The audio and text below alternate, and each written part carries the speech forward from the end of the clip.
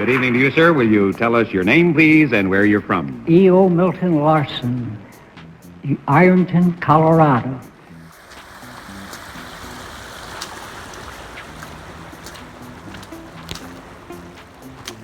Interesting part is, this is the road.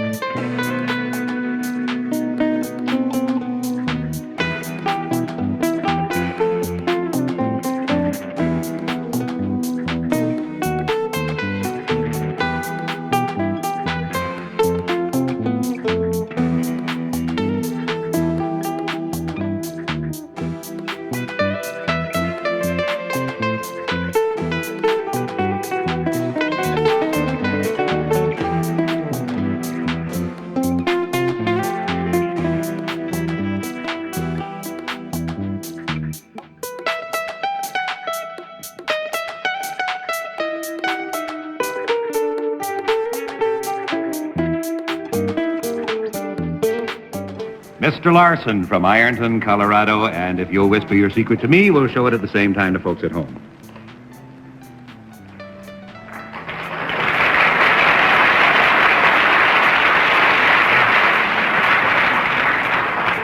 Panel, the only clue I can give you is it's something Mr. Larson is.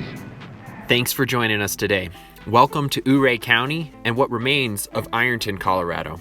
We just saw some clips there of Milt, or Milton Larson. He was the last remaining resident, and that video was actually taken in 1960, just 5 years before his death. We will hear a little bit more from Milton and see a little bit more of him later, but first, let's take a look at this town. Colorado Boy 143 is the most common trail to get yourself into Ironton, Colorado. However, there's a lot of meandering mine trails and wagon ways that will get you here as well. The trail itself is washed away in several spots, and you're going to find that it's turned into a river even in certain areas. So bringing markers with you is recommended, and this really isn't for your newbie hikers. A lot of people end up stumbling upon this area in fall when they're out here to see the foliage, because after all, this is United States Department of Agriculture land, and it's public use, so we have the right to be here as citizens. As a visitor, you also have some responsibilities, because this land and these structures are protected under the U.S. Antiquities Act. It's even more so important that you report any misbehavior, vandalism, or removal of property to the local sheriff. The town went through a little bit of restoration back in 2006, which was basically just propping up some of the buildings. It has a river on the west end side of town and a creek that now cuts directly through the middle of town and in some cases through some of the buildings. This basement here has a maker's mark there of Adrico, which I'm really curious about because this basement's amazing. This house has a river cutting through its backyard and a creek cutting through its front yard. But if you come down here and peek at the basement, this thing is bone dry. I mean, that is absolutely amazing and a testament to the way they built this thing. Now you'll see some modern retrofitting with aluminum, which isn't uncommon for a house that was abandoned in the mid-60s. Now, considering it had a coal chute down here, this basement would have had a little bit of heat to it, which also aided in its ability to stand the test of time. Being one of the largest properties that still stands, it's a safe assumption that it was one of the largest properties in town, and this would have been a very well-to-do family. Or it was used as a public institution, such as a school or boarding house. This is one of the oldest buildings in town, and when you consider that they built over 100 buildings in just 21 days, these are very well put together. All old properties like this, you can get a sense for the date by finding the newspaper insulation, such as this here. This would approximate the age of the house to about 1882, 1883, which is right in about the time that this area was settled. It was common to use newspaper as insulation back then and gave rise to the phrase paper-thin walls. And here you'll see the top end of that coal chute and where the furnace would have sat on top. And looks like the last thing they were burning here was some of the shingles and siding of the very own house they lived in, so it's a little unfortunate. And I do have to apologize for the rest of the footage we got in this house. We had a really strange situation where it was very, very dark and we really couldn't get the color to come out the way we wanted to. But then 2 cameras at the same time just decided to videotape nothing but black. While we did record the audio, we were not able to see any of the video. And no, this isn't a lens cap situation or anything like that. While I don't normally entertain the paranormal here, I don't discredit it either. And this one was just a little bit too coincidental. And we got a very strange audio recording, or what some might call an EVP. You can find a link to the audio below, but the unfortunate part is we mostly got exterior footage of that house. But with well over 100 buildings built, there's much more to look at here in Ironton. Speaking of the name Ironton, it wasn't always called Ironton. In fact, this area was known as Cooper's Glen when it was established as a supply settlement in and around 1883. In the first month of incorporation, they had 4 restaurants, 12 saloons, and several stores. Majority of the buildings were actually chain stores that were operated by merchants from the nearby towns of Silverton and Ouray that we had a look at in my $1 Million Highway video. The mine within this area really wasn't that productive, and for the most part, this served as a staging area for goods on their way to other mines within the region. In the first few years, people ironically referred to this area as Ironton and not Cooper's Glen.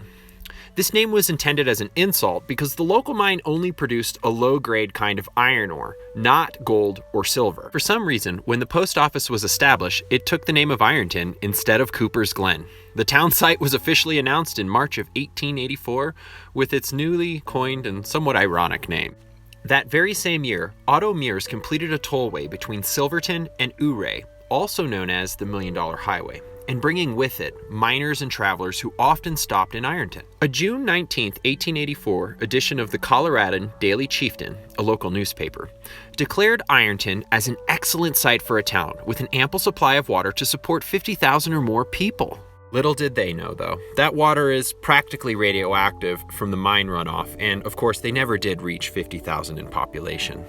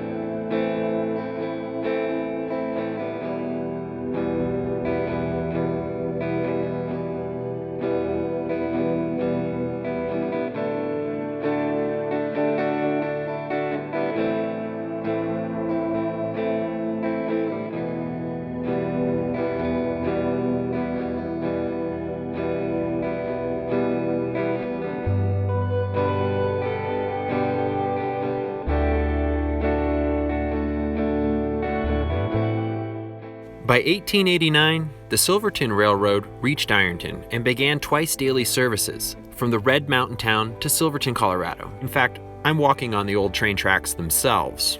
Much of the town did suffer from fire and collapse, such as what we see over here, where we just really see the foundations and just whatever's left after the collapse. But you can really get a sense of the population center this once was. The addition of the railway officially bridged the gap in rail service from Silverton to Ouray, and reduced the need for the nearby tollway, the $1 Million Highway. And this virtually eliminated the need for using mules or to pack in with your supplies.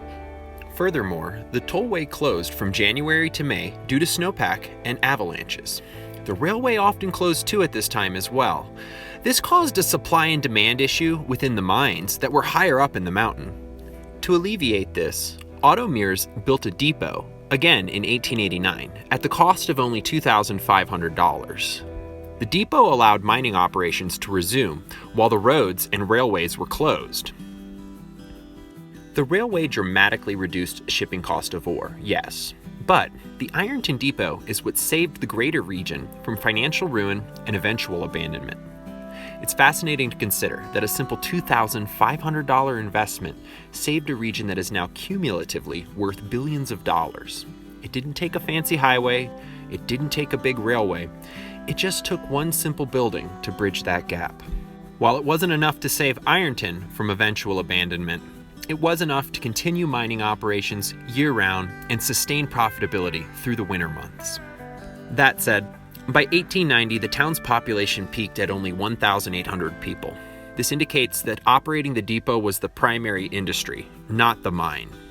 However, they still had a wide variety of local businesses such as saloons, hotels, restaurants, and mercantiles. But these businesses were primarily designed to serve the passing travelers and not the local community.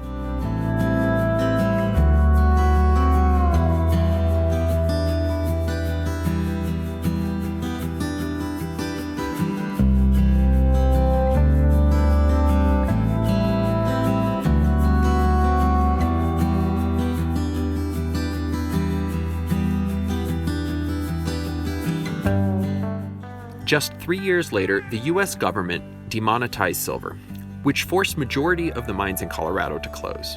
And by 1897, the Silverton Railroad closed its line from Ironton to the later-to-be-abandoned Red Mountain town. However, Ironton wasn't done yet. The area boomed again in 1898 with the discovery of a new vein of gold. This precious metal came from the same mines that had been developed for silver, such as the American Girl, Yankee Girl, Colorado Boy, and the Genesee Vanderbilt mine. This allowed Ironton to limp by until the early 1900s. It was kept going by the grace of the Barstow mine, which brought ore down from the Barstow Mill through a process of aerial tram. The tram was the main employer in Ironton for many years. Despite the renewed activity, the population of Ironton fell to 48 by 1910 and continued to drop. The tram produced $750,000 worth of gold before it was closed in 1917. 3 years later, Ironton's post office closed in 1921, and the railroad ceased all operations in Ironton. The postman left a heartfelt notice on the door saying, "The post office in Ironton has been discontinued entirely. People must now get their mail in Guston, 2 miles away." 2 years ago, Ironton was one of the most promising camps in the mountains. A system of waterworks was put in, businesses and dwellings went up, and houses were in every hand. A new church was erected. The mines were all running wide open, and times were good. Here you'll see what's left of that post office, and where a little bit of structural integrity has been preserved in that 2006 update. Honestly, this post office is sinking into the ground. I'm in about 4 inches of kind of muck right here. But you can see how there was a waiting area, there was some areas to kind of sit, and it was just a simple aspen timber construction where they could have organized mail. In 1938, 2 residents, Milt and Harry Larson, convinced investors from Ouray to build a ski lodge for the new sport of downhill skiing.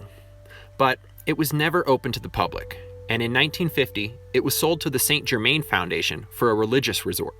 However, it burnt to the ground shortly after it was purchased. I mean, talk about doomed.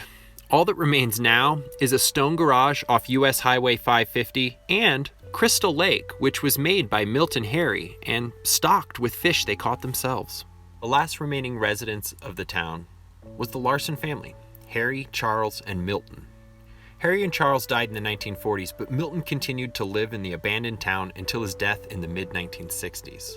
I'll leave you with a little bit of his appearance from December 18th, 1961 on the show I've Got a Secret. Bill, we'll start with you. Is there a title connected with this, Mr. Larson? Yes, there is. Is it the first of anything? Yes. Is it the only of anything? Yes. Mr. Larson, does this have to do with the part of the country that you're from? Yes. Does it have to do with the West Yes. and cowboys and things like that? Yes. Yes. Maybe are you involved in any sort of police work? Yes. You're not a sheriff or anything like that? No. Are you a cowhand of No. some sort? A cowboy? No. No. Does it have to do with gold? Yes. Oh, you're a 49er. Mr. Larson, were you a prospector of any kind? Yes.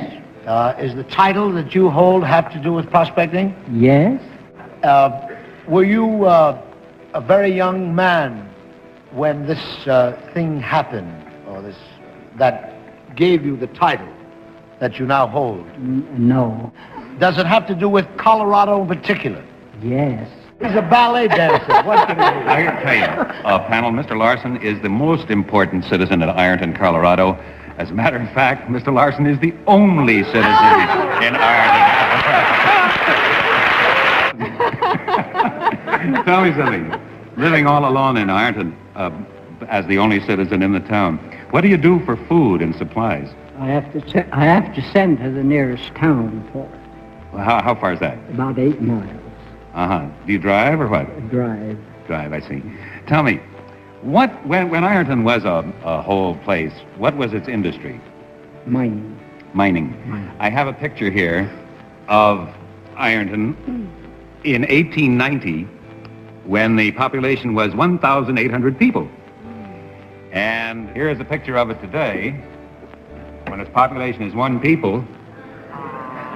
And this is the house, Mr. Larson's house, right there. Now, well, we get to that, I'll tell you. The mining sort of disappeared, and there was one small industry that followed that. What was that? Tourists, Tourists. And last year, how many were there? 5. 5. It's not a big industry. No, it's comfortable. I should stress the fact that Ironton is not a ghost town. It's still incorporated by the state of Colorado, despite the fact that Mr. Larson is the only resident. Now, I know that you told us you had electricity and you have a phone. Yes. How about television? I haven't a television. No? No, I haven't. Oh. Nothing. Well, friends, if you're looking for peace and quiet, if you want to get off the beaten track, Ironton, Colorado is the place. Everybody get in the car right now and go to Ironton. No, that way you'll run into too many Americans. Well, it's a town that has a soul, and this is the soul.